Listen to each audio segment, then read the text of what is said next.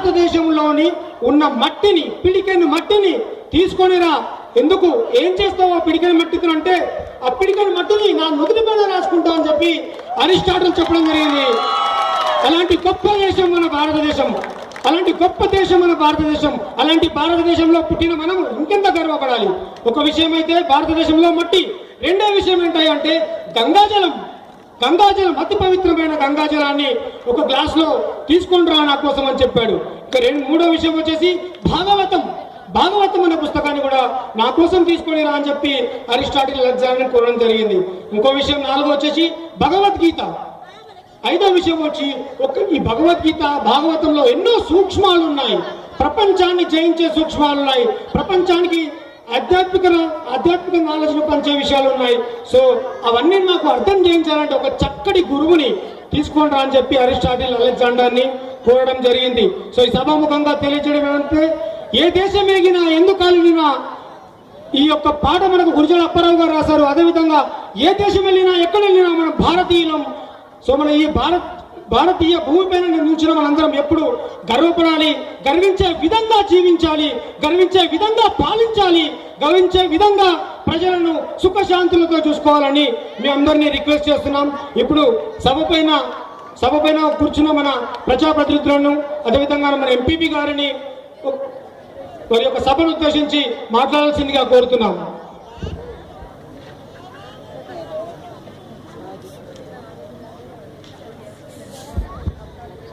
ఇంకెవరన్నా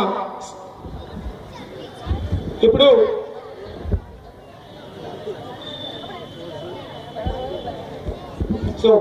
మనకి CI sir గారు, గోపాలకృష్ణమూర్తి సార్ గారు మనకి సభను ఉద్దేశించి, యువకులను ఉద్దేశించి మనకు తమ ప్రసంగాన్ని తెలియజేస్తారు.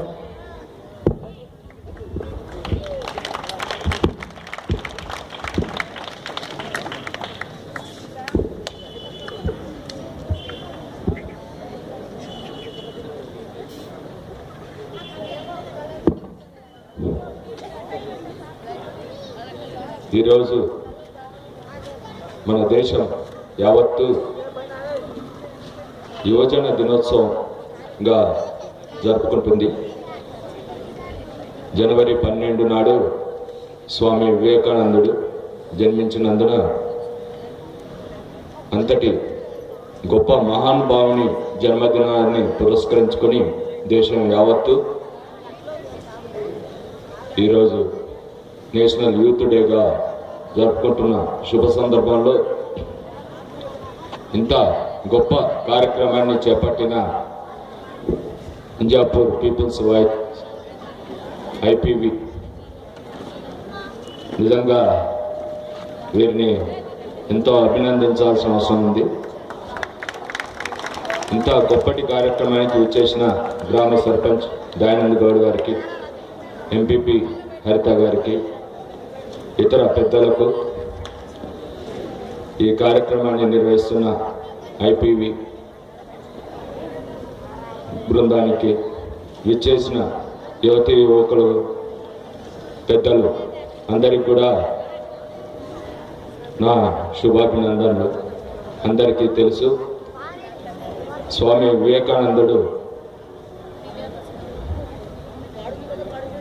బ్రతుకున్న కొద్ది కాలం అయినా కానీ మన దేశాన్ని, భారతదేశం మొత్తాన్ని ఆధ్యాత్మిక చింతనతోటి, తర్వాత చికాగోలో 1895 సెప్టెంబర్ 15న సర్వమత సమ్మేళనం నిర్వహించిన గొప్ప సభలోను కూడా పాల్గొని భారతదేశం యొక్క ఔన్నత్యాన్ని, తర్వాత హిందుత్వాన్ని, మన దేశం యొక్క విశిష్టతని ప్రపంచ దేశాలకు చాటి చెప్పిన మహానుభావుడు. యువతకు ఆయన ఇచ్చిన మార్గనిర్దేశం చాలా గొప్పది. ఆయన ఇప్పటికీ మన భారతదేశం 140% కంటే 40% బిలో పవర్టీ లైన్లో అంటే దారిద్ర్య రేఖకు దిగువన 40% వరకు నివసించే దేశం అనిపిస్తుంది. అదే స్వామి వివేకానందుడు మన దేశాన్ని జాగృతం చేయలేకపోతే ఈ పేదరికం కానీ ఇంకా మన దేశాన్ని పట్టి పీడిస్తున్న సమస్యలు ఎన్నో రెట్లు ఎక్కువగా ఉండేవి. దేశానికి స్వాతంత్రం రాకపూర్వమే యువతలో మేల్కొల్పి ఆయన ఇచ్చిన slogan weakness is death, strength is bond. బలహీనతే మరణం, బలమే జననం. నిజంగా తర్వాత arise awake and not stop not till the goal reach. యువత మేల్కొను, నీ లక్ష్యాన్ని ఛేదించేదాకా విశ్రమింపకు. ఇట్లాంటి చెప్పుకుంటూ పోతే చాలా ఉన్నాయి.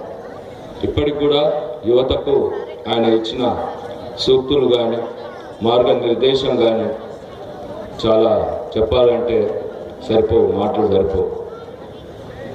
ఈ సందర్భాన్ని పురస్కరించుకొని ఇక్కడ వచ్చేసిన యువతీ యువకులు కూడా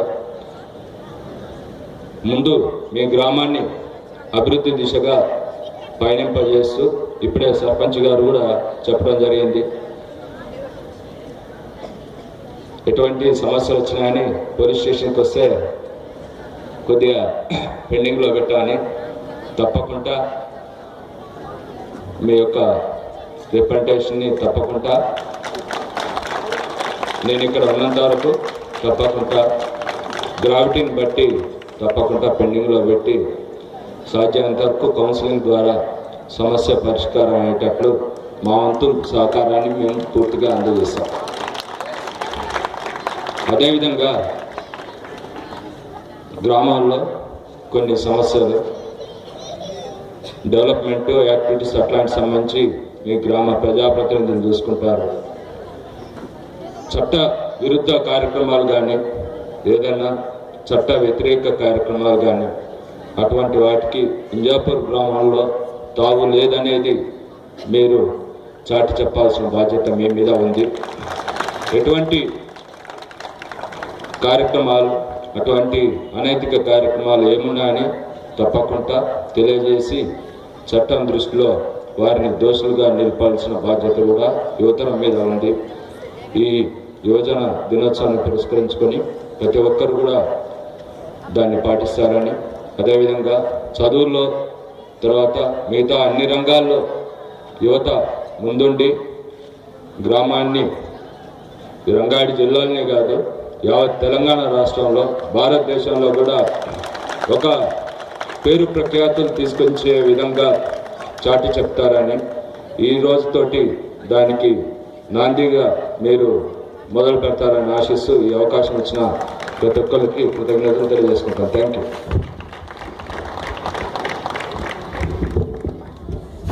సిఎస్ఆర్ గారికి ధన్యవాదాలు. ఇప్పుడు సార్ మనకు నేను రిక్వెస్ట్ చేశాడు. సో యువకులంతా ఏదైతే అన్యాయాలు, అక్రమాలు జరుగుతున్నాయో వాటికి ఇప్పటి నుంచి జరగవు ఇంజాపూర్లో జరగనివ్వకుండా మేమంతా కట్టుబడి ఉంటాము. ఇంజాపూర్ పీపుల్స్ వాయిస్ తరపు నుంచి మేము సంసిద్ధత తెలియజేస్తున్నామని అనుకున్న యువకులంతా వి విల్ అనే నినాదంతో గట్టిగా వారి యొక్క తెలియజేస్తారు. We will. ఒక్కసారి వి విల్ అన్నామంటే మనం అందరము సారి గారు చేసిన రిక్వెస్ట్ కి మనం అందరము కట్టుబడి ఉన్నాము. మన గ్రామంలో ఎలాంటి అనైతిక కార్యక్రమాలు జరగకుండా మనందరం కట్టుబడి ఉండి సారు గారికి పోలీస్ స్టేషన్ కి మనం ఇన్ఫర్మేషన్ ఇస్తూ మనం అందరము మన యొక్క క్యారెక్టర్ని, మన వ్యక్తిత్వాన్ని నిర్మాణం చేసుకుంటూ మన యొక్క గ్రామాన్ని ఇంకా ముందు పురోగతికి తీసుకెళ్లాలని కోరుకుంటున్నాము. ఇప్పుడు ఏ శ్రీనివాసరెడ్డి సార్ గారు మనకి సభను ఉద్దేశించి మాట్లాడతారు.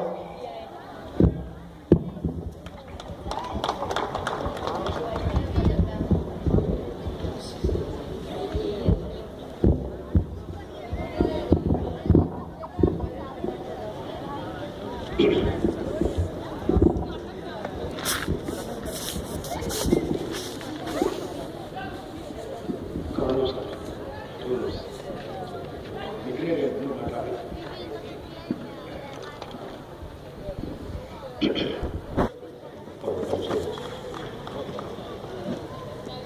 పైన పెద్దలందరికీ పేరు పేరున స్వామి వివేకానంద 152వ జన్మదినోత్సవ శుభాకాంక్షలు తెలుపుకుంటూ, ఎదురుగా కూర్చున్న మిత్రులు, ఉత్సాహం ఉరకలు వేసే యువసేన అందరికి కూడా ఇది యువజన దినోత్సవంగా ఈరోజు ఉందని మరొక్కసారి ఈ సందర్భంగా వారందరికీ శుభాకాంక్షలు తెలుపుచు,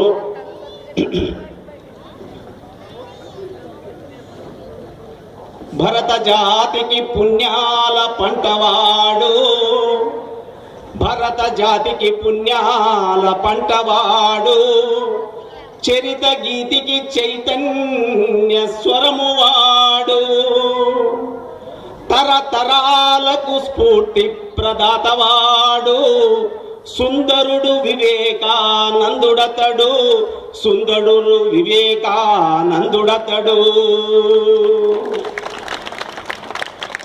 వివేకానందుని పేరు చెప్పినంతనే ప్రతి యువకునిలో కూడా ఒకానొక స్ఫూర్తి రగులుతుంది. కారణం ఏమిటి?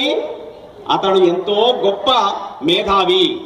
మన దేశం యొక్క కీర్తి ప్రతిష్టలను మనం బానిసత్వంలో ఉన్న నాడే ప్రపంచ మత మహాసభలో చికాగోలో మన యొక్క గొప్పదనాన్ని, భారతీయ సంస్కృతిని, భారతీయతను చాటిన మహాపురుషుడు ఎవరయ్యా అంటే స్వామి వివేక.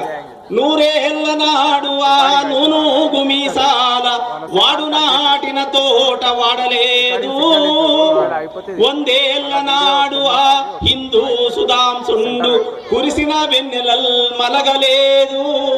ఇది జాతి విజయము, ఇది జాతి విజయము, ఇది హిందూ విజయము అన్న ప్రతిధ్వనులు ఆగలేదు.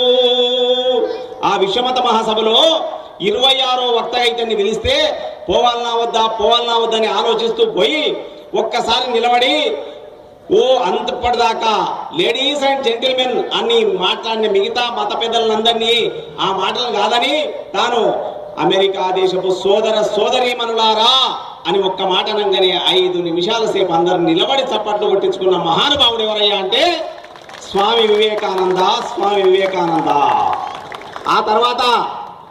ఆ తర్వాత మరుసటి రోజు పేపర్లన్నీ కూడా ఇతని గొప్పదనాన్ని, హిందుత్వం యొక్క గొప్పదనాన్ని, భారతదేశం యొక్క గొప్పదనాన్ని, భారతదేశ సంస్కృతి యొక్క గొప్పదనాన్ని, శ్రీరాముని గొప్పదనాన్ని, శ్రీకృష్ణుని గొప్పదనాన్ని, భగవద్గీత గొప్పదనాన్ని, భాగవతం గొప్పదనాన్ని, మహాభారతం అంటే ఏమిటి, రామాయణం అంటే ఏమిటి, దానిలో జీవన మూల్యాలు ఏమున్నాయి అనేది చాలా చక్కగా, అద్భుతంగా, దివ్యంగా వివరించిన మహానుభావుడు ఎవరయ్యా అంటే స్వామి వివేకానంద. ఎందుకంటే ఏ మతం కూడా ప్రపంచంలో మాదే గొప్పది అని ఆ వేదిక మీద 1893 సెప్టెంబర్ 11 చికాగో సభలో ఉద్ఘాటిస్తుంటే స్వామి వివేకానందుడు ఏం చెప్పినంటే మా మతం గొప్పదని మేమెన్నడూ చెప్పుకోలేదు. మరి ఏం చెప్పిండ్రు మీరంటే సమస్త లోకాన్ సుఖినో భవంతు, సమస్త లోకాన్ సుఖినో భవంతు. కింద 7 లోకాలు, పైన 7 లోకాలు, ఈ భూలోకంలో ఉన్న ప్రతి పక్షి, పశువులు, పక్షులు, మనుషులు, ఇతర మతాల వారు అందరూ కూడా సుఖంగా ఉండాలని కోరుకునేది మతం ఏదయ్యా అంటే మా హిందూ మతము, మా భారతీయ మతము, మా భారతీయ సంస్కృతి అని చెప్పిన మహానుభావుడు స్వామి వివేకానంద. స్వామి వివేకానంద. ఎందుకంటే ఇక్కడ యువకులు ఉన్నారు. స్వామి అన్నాడు, ఇనుప కండరాలు, ఉక్కు నరాలు గల 100 మంది యువకులను నాకిస్తే నేను ఈ ప్రపంచం యొక్క స్వభావ స్వరూపాలను మార్చివేస్తానన్నాడు. అలాంటి యువకులు ఈనాడు అవసరం ఉందని 1893లోనే చెప్పిండు. అందుకే యువకులందరికీ ఆదర్శనీయుడు ఎవరయ్యా అంటే స్వామి వివేకానంద. ఇప్పటిదాకా వేదిక పైన కూర్చున్న పెద్దలందరూ కూడా దండలతోటి, శాలువాలతో సత్కరించండ్రు. గుండె సూదులు గుచ్చి కూర్చి బాధలకు భాష్యాలు రాసి ఎంత బాధ భరించెనో ఇంత మెత్తని మాలిక, ఎంత బాధ భరించెనో ఇంత మెత్తని మాలిక. ఈ పూలమాల ఎంత కూర్చి చేర్చి దాని గుండెలకెళ్ళి సూది తీస్తే ఇక్కడ కూర్చున్న మెడల పడ్డది. ఆ మెడలు పడడానికి ఈ పైన కూర్చున్న వాళ్ళు ఎంతకాలం శ్రమిస్తే ఎంత చీకటి భరిస్తే తూర్పు ఉదయిస్తుంది, ఎంతకాలం శ్రమిస్తే లక్ష్యం సిద్ధిస్తుంది. యువకులారా, ఏ పరిస్థితుల్లో కూడా నిరాశకు కానీ నిస్పృహకు కానీ లోను కావాల్సిన అవసరం లేదు. వివేకానందునికి ఇక్కడి నుంచి మే 29 1893 మే 29 ఓడెక్కితే ఆ ఓడలో జంషెడ్జీ టాటా ఉన్నాడట. జంషెడ్జీ టాటా తోటి ఒక 10 నిమిషాలు మాట్లాడంగానే వివేకానందుడు చెప్పిండట, రాబోయే భారతదేశము చాలా అభివృద్ధి పదంలో పయనిస్తుంది, మనకు స్వాతంత్రం వస్తుంది, కాబట్టి నీవు ఒకటి Tata institute of fundamental research అనే ఒక రీసెర్చ్ సెంటర్ను నీవు బొంబాయిలో స్థాపించు అని స్వామి వివేకానందుడు ఆనాడే 1893లో టాటాకి చెప్తే, స్వామి మీరు చెప్తున్నారు కాబట్టి నేను స్థాపించుడు. ఈ రోజు మన దేశంలో నెంబర్ 1 సంస్థ, ఎంతో మంది శాస్త్రవేత్తలను ఉత్పత్తి చేసిన సంస్థ, తయారు చేసిన సంస్థ Tata institute of fundamental research సంస్థ. ఆనాడు ఎంత దూరదృష్టి ఉందో స్వామి వివేకానందునికి ఒకసారి గమనించండి. అలాగనే విశ్వమత మహాసభలో మాట్లాడిన తర్వాత బయటకు వస్తే అతని దర్శనం కోసం చాలా మంది వచ్చిందట. రాక్ ఫెల్లర్ అని అమెరికాలో అత్యధిక ధనవంతుడు, అతను కూడా వివేకానందుని దర్శనం కోసం వచ్చిందట. వస్తే రాక్ ఫెల్లర్ ఒక్కసారి నిలబడితే దగ్గర పిలిచి, నీవు చాలా ధనవంతుడు అని నాకు తెలుసు, నీ ధనంలో కనీసం ఒక 30% 20% పేదలకు పంచి మళ్ళీ రా అని చెప్పిండట.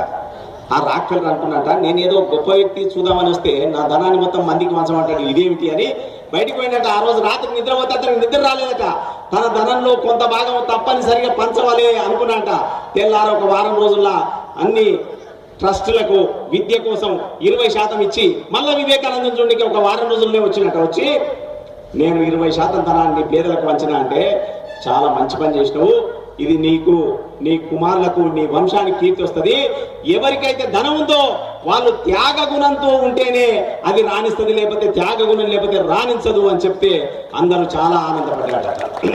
అంటే ఎంతటి వ్యక్తికైనా ఇతడు బతికింది కేవలం 39 సంవత్సరాలే, కానీ ప్రపంచంలో ఉన్న ప్రతి ఒక్కరిని కూడా ఉత్తేజపతం చేసి ఉత్సాహం నింపి అతని లోపల తాను చేసే పని మీద శ్రద్ధ కలిగించిన మహానుభావుడు ఎవరయ్యా అంటే స్వామి వివేకానంద. ఇక అమెరికాలో ఒక తల్లి వచ్చిందట. వచ్చి, మీ దేశంలో స్త్రీలందరూ కూడా మంచి భర్త కావాలని పూజలు చేస్తారు, మరి పురుషులు కూడా మంచి భార్య కావాలని పూజలు చేస్తారా అని అడిగిందట స్వామి వివేకానందుడు. అప్పుడు స్వామి వివేకానందుడు అన్నట, పురుషులు ఎవరు కూడా పూజ చేయరు, స్త్రీలే చేస్తారు. ఎందుకంటే పురుషులకు తెలుసు స్త్రీలందరూ కూడా మా దేశంలో ఉన్న స్త్రీలందరూ కూడా సీతా సావిత్రులే అని పురుషులందరికీ తెలుసు అని చెప్పిందట. మరి ఈ రోజు ఇప్పటిదాకా సార్ చెప్పిండు, సేయి సాబు చట్ట వ్యతిరేక కార్యక్రమాలు అయితేనేమి, స్త్రీల మీద అఘాయిత్యాలు అయితేనేమి ఎట్లా జరుగుతున్నాయో మనం పేపర్ చూస్తే జరుగుతుంది. మీరు ఒకసారి గమనించండి యువకులారా. దేవతలంతా ఒకవైపు అమ్మ ఒకవైపు, దేవతలంతా ఒకవైపు అమ్మ ఒకవైపు, సరితూచమంటే నే ఒరిగేను అమ్మ వైపు, ఆకలికి పూర్ణ కుంభంలా చీకటికి చంద్రబింబంలా నిలువెల్ల మమతల వెలుగై నిలిచింది అమ్మ రూపు, నిలిచింది అమ్మ చూపు. అమ్మ ఎంత గొప్పది. అమ్మ లేని వాడు ఎవరైనా ఉన్నారా? ఆ తల్లే కదా ఈ స్త్రీ, ఆ తల్లి కాబోయే తల్లే కదా బాలిక. అమ్మను, అక్కను, చెల్లెలను, వదినను ఎలా చూడాలి మనం? ఎలా చూస్తున్నాం? ఆనాడు స్వామి వివేకానంద కూడా ఈ సమస్య వచ్చింది. ఒకసారి జాగ్రత్తగా వినండి. ఒకనొక యువతి వచ్చి, అందమైన యువతి వచ్చి స్వామి వివేకానందుని మోహంలో పడిపోయింది. వివేకానందుని మీద మోహంలో పడిపోయి, స్వామి నీలాంటి కొడుకును నాకు కావాలని ఉంది అని చెప్పి, నీలాంటి కొడుకును నాకు కనాలనిపిస్తుంది అంటే, అమ్మా ఎంత చక్కని వరం కోరినవు నీవు నన్ను, చాలా సులభం అని వెంటనే స్వామి వివేకానంద ఆమె కాళ్ళ మీద పడి, నీవే నా తల్లివి అన్నాడట. ఆమె ఒక్కసారిగా నోరు తెలిసి స్వామి కాళ్ళ మీద పడి, క్షమించండి స్వామి, నా బుద్ధి ఏదో అయిపోయింది, మీరు నా గురువు, నేను రామకృష్ణ మఠంలో పనిచేస్తానని సంస్థలో పనిచేయడానికి చేరిందట. మార్గరైట్ ఆల్వా అనేట ఆమె స్వామి యొక్క బోధనలు విని మన దేశానికి వచ్చి ఈ దేశంలో సేవ చేయాలని ఈశాన్య రాష్ట్రాల్లో సోదరి నివేదితగా పేరు మార్చుకొని ఆమె సేవ చేసింది.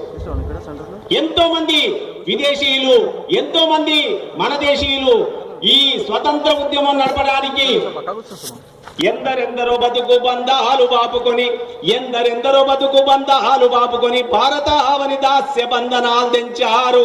ఎందరెందరో ప్రేమ బంధాలు వీడుకొని తల్లి భారతి దాస్య శృంఖలాలు బాపారు. మనకు స్వాతంత్రం రావడానికి ఎంతో మంది యువకులు త్యాగం బలిదానం చేసిండ్రు. బాలగంగాధర తిలక్ ఇంట్లో అమెరికా పోయే ముందు బాలగంగాధర తిలక్ ఇంటిలో స్వామి వివేకానంద ఒకరోజు బస చేసిండట.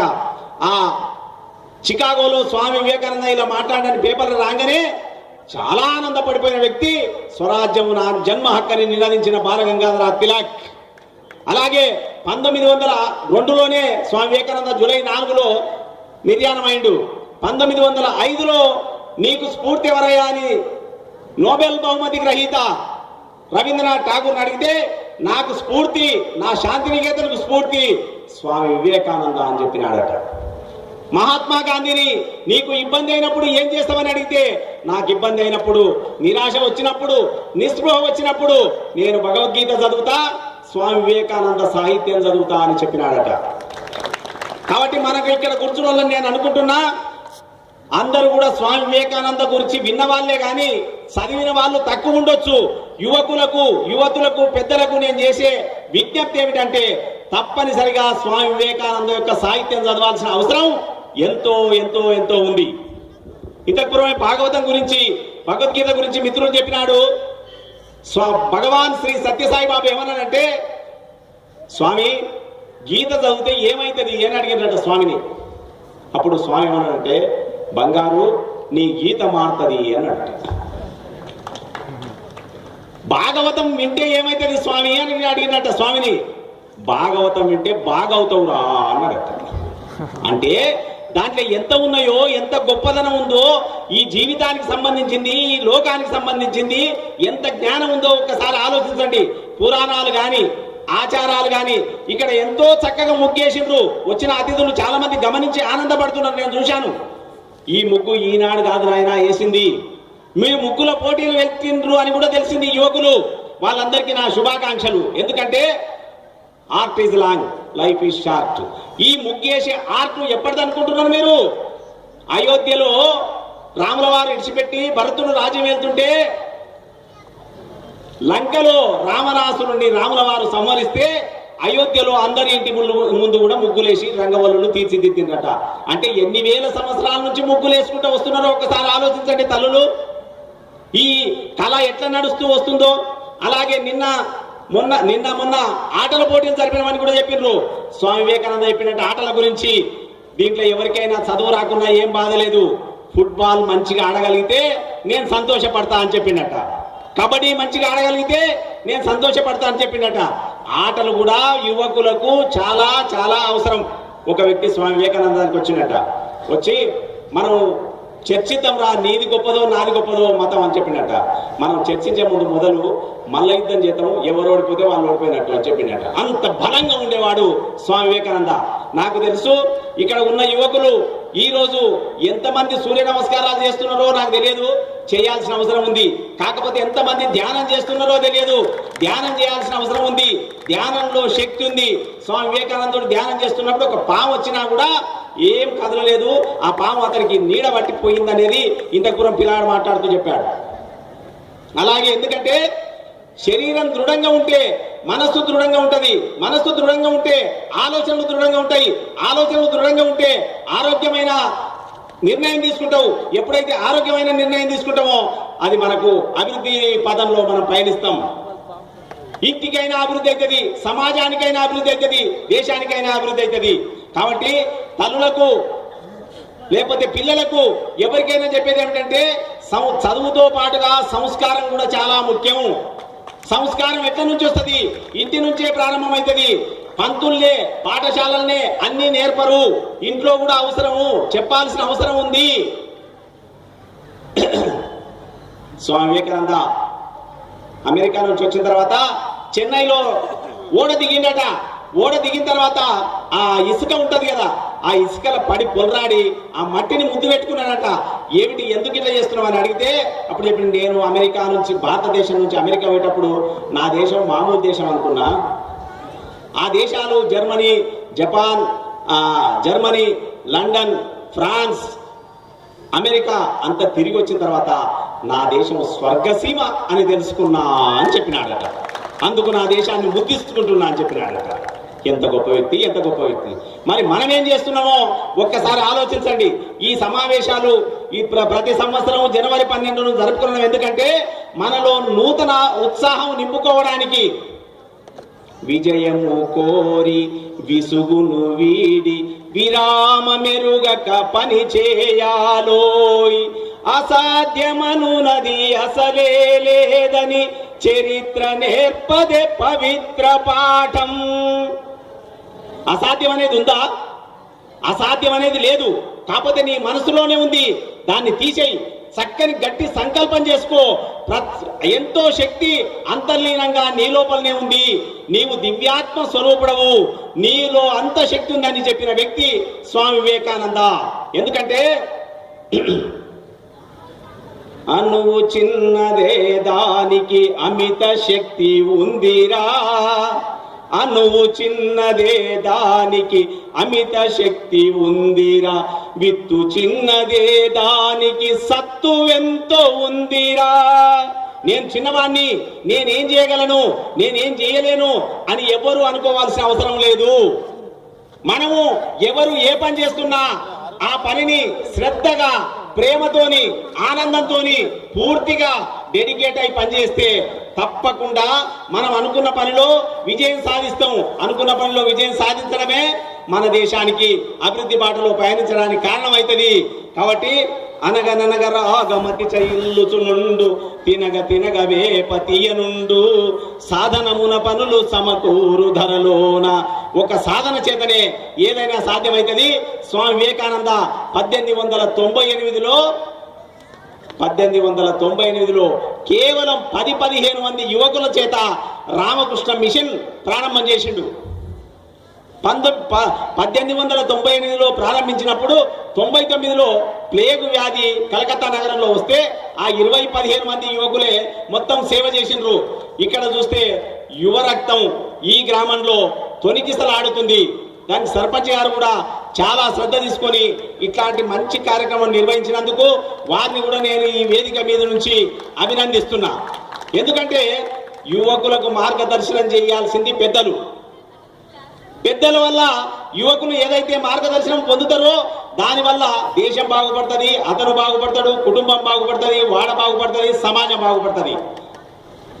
స్వామి వివేకానందుని స్ఫూర్తితోని సుభాష్ చంద్రబోస్ అడిగినారు జర్మనీలో, హిట్లర్ నీకింత శక్తి ఎక్కడదయ్యా, భారతదేశం నుంచి జర్మనీకి వచ్చి జపాన్లో సహకారం తీసుకొని ఒక ఆజాద్ హిందూ ఫౌజ్ను స్థాపించినావు కదా, ఇంత శక్తి ఎక్కడ అంటే అతను సింపుల్గా చెప్పింది ఏంటంటే నాకు స్ఫూర్తి స్వామి వివేకానంద అని చెప్పినాడు. కాబట్టి ఒక్కసారి మిత్రులారా నేను చేసే విజ్ఞప్తిని మరొక్కసారి ఆలోచించండి. యువకులు ఎప్పుడు నిరాశ పడవద్దు, యువకులు ఎప్పుడు అడ్డదారులు దొక్కవద్దు. అన్యాయ ధనముపై ఆశలు రేపకు, అన్యాయ ధనముపై ఆశలు రేపకు, న్యాయార్జితము సుంతయైన చాలు. అన్యాయమైన ధనం రావాలి, రాత్రికి రాత్రే కోటీశ్వరుని అయిపోవాలి అని ఆలోచన చేయకు. ఉదయం సాయంత్రం ఎప్పుడైనా ఒక్కసారి స్వామి వివేకానందుని ఫోటో పెట్టుకో ఎదురుగా. ఎప్పుడైనా నీకు ఇబ్బంది కలిగితే ఏ పేజీనైనా తిప్పేయి. స్వామి వివేకానందుని బుక్కులో చాలా గొప్ప శక్తి ఉంది. ఆయన మాటలు అవి మాటలు కావు, తూటాలు.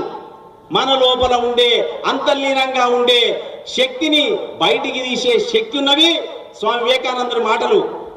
మనం ఏ పని చేస్తున్నా, మనం ఎక్కడ ఉన్నా వివేకానందుని ఒక్కసారి తలుచుకో. వివేకానందుని కూడా ఏదైనా ఇబ్బంది అయినప్పుడు హనుమంతుని తలుచుకునేవాడట. ఎక్కడ ఒకసారి ఒక కోతి ఇతన్ని ఎంటబడ్డదట.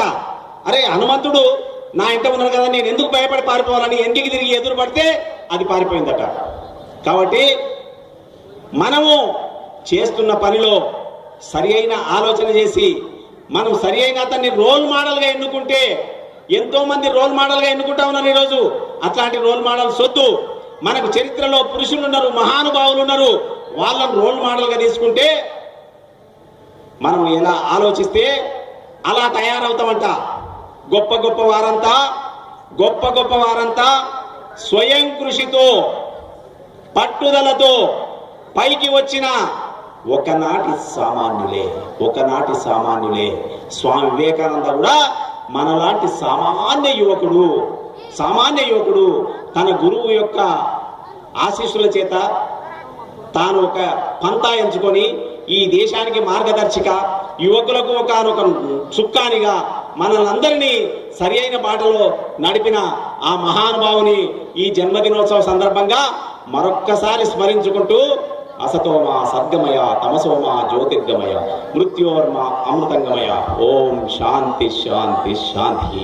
ఈ యోజన సంఘం ఈ రోజు చేసిన ఈ పనిని ఈ రోజుతోనే సుడాబుడ్డి కొడితే ఎట్లా గ్యాస్ వంగి పైకి పోయి అక్కడి నుంచి క్లోజ్ అయిపోకుండా ప్రతి సంవత్సరం కూడా ఇదే వేదిక మీద ఈయన కొత్త వ్యక్తులను ఎంతమందినైనా గెస్టులను పిలిచి ఈ కార్యక్రమం చేసుకొని మనము మన వచ్చే తరం దాకా ప్రతి సంవత్సరం కూడా ఇట్లాంటి కార్యక్రమం కలిసికట్టుతో చేయాలని నేను మరొక్కసారి వాళ్ళందరినీ పేరున కోరుకుంటూ ఈ అవకాశం ఇచ్చి నన్ను పిలిచినందుకు అందరికి కూడా నమస్కరిస్తూ వేదిక పైన శ్రద్ధగా కూర్చున్న సిఐ గారి కూడా ప్రత్యేక అభినందన తెలుపుతూ జై హింద్, భారత్ మాతాకి.